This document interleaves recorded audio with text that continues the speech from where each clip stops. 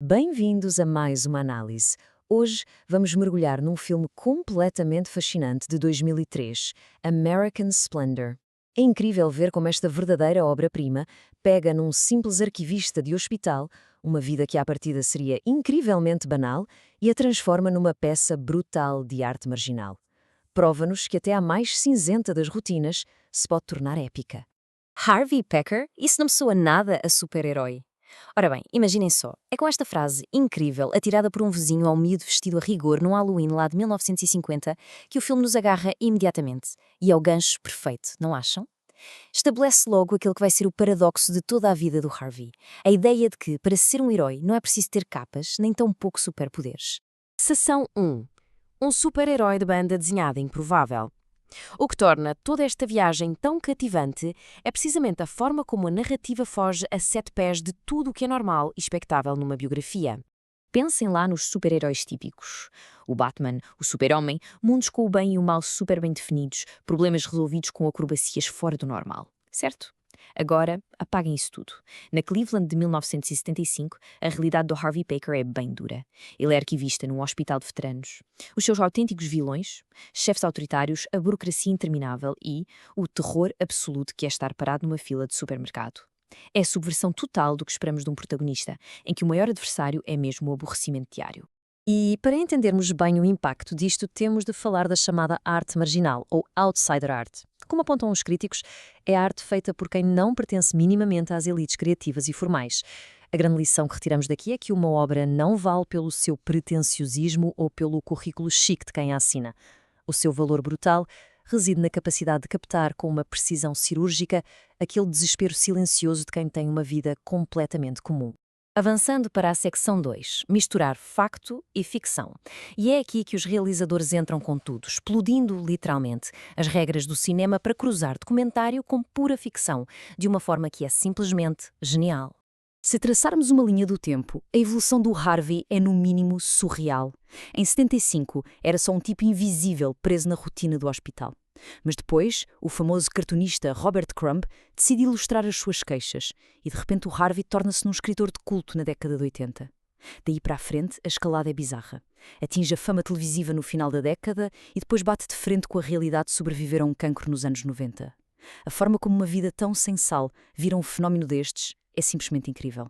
E para nos contar esta evolução estonteante, os realizadores Sherry Springer Berman e Robert Pulcini arranjaram formas brilhantes de quebrar a quarta parede. Esqueçam as biografias polidas de Hollywood. Aqui temos o verdadeiro Harvey a narrar as peripécias do seu próprio alter ego ficcional, interpretado pelo Paul Giamatti. Num golpe de mestre, os atores chegam mesmo a partilhar o estúdio com as pessoas reais em que se baseiam. Vemos cenários de banda desenhada a serem desenhados no ar em volta do Giamatti e cenas que parecem simples pausas para café no meio das filmagens.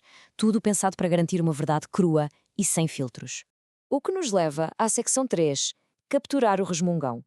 Porque, sejamos honestos, o Harvey estava a milhas de ser um tipo com quem fosse fácil lidar. Torna-se então imperativo perceber como se passa para o ecrã alguém tão peculiar e tantas vezes abrasivo.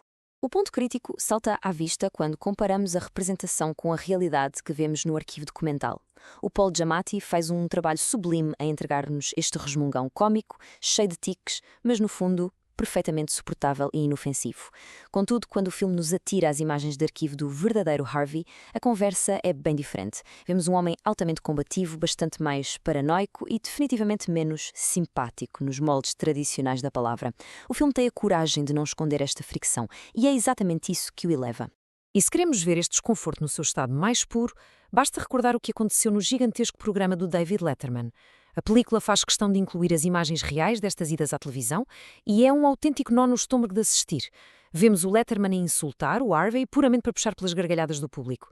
E o Harvey, visivelmente inundado numa tristeza imensa, aguenta a humilhação simplesmente para conseguir vender mais umas revistas da sua banda desenhada. É uma fama acidental que o faz parecer completamente instável, mas que também vira o adorado apresentador de televisão num impiedoso antagonista. Claro que uma figura tão esquisita só podia atrair pessoas igualmente singulares. A força deste filme também assenta muito no seu elenco secundário, que é de deixar qualquer um de boca aberta. A Hope Davis está fantástica como Joyce Brebner, a parecer retratada com pouca simpatia, mas que de alguma forma encaixa que nem uma luva na vida dele. O Judah Freelander dá vida ao Toby, aquele derradeiro nerd da cave que até chegou a figurar na MTV. E não podemos esquecer o James Urbaniak, que encarna o ilustrador Robert Crumb de forma assustadoramente perfeita. É esta trupe de personagens estranhas que dá uma profundidade tremenda e um humor negro brutal a esta fatia do cotidiano americano. Entramos assim na nossa secção 4, recepção crítica e ressonância. Sendo Harvey uma figura que levanta tantas emoções contraditórias, como é que o público e a crítica engoliram um protagonista que nem sequer tenta ser agradável? Sintetizando as críticas, notamos uma linha divisória perfeitamente compreensível. De um lado, existem opiniões espetaculares, como um merecido 8 em 10, que elevam o filme por este conseguir encontrar magia e poesia na vida de pessoas vulgares. Por outro lado, há quem lhe dê um respeitável sólido B+, pelo inegável valor técnico, mas confesso uma grande barreira. Tiveram uma enorme dificuldade em sentir qualquer tipo de empatia. Para alguns espectadores, aquele cinismo constante do protagonista era demasiado distante para criar qualquer tipo de ligação. Esta barreira fica maravilhosamente bem ilustrada quando a narrativa entra na dura fase de O Nosso Ano de Cancro. Quando chegam o diagnóstico de linfoma e os tratamentos pesados de quimioterapia, reparem nisto, o filme não vacila. Recusa-se a tirar a toalha ao chão e a virar um daqueles melodramas banais e forçados de Hollywood para arrancar lágrimas fáceis. Pelo contrário, ele trata os corredores de hospital e a doença com o mesmíssimo nível de aborrecimento, tédio e mundanidade com que lida com uma espera na fila da mercearia. É genial de se assistir. O que nos leva ao final desta análise, com uma angústia absolutamente profunda e atirada pelo próprio Harvey no meio da sua doença. Se o autor morrer, a personagem continua? Pensem só nisso por um segundo. É uma reflexão notável sobre o poder imortal que a arte marginal tem. Fica aqui este desafio mental. Perceber que ao transpor a sua vida cotidiana para os quadrados da banda desenhada e depois para o grande ecrã, o Harvey garantiu que mesmo a existência mais absurdamente banal continua a ressoar e a inspirar as pessoas, bem para além do seu próprio fim. E assim terminamos a nossa análise de hoje, com a prova viva de que as melhores histórias podem estar escondidas na pessoa do lado. Até à próxima!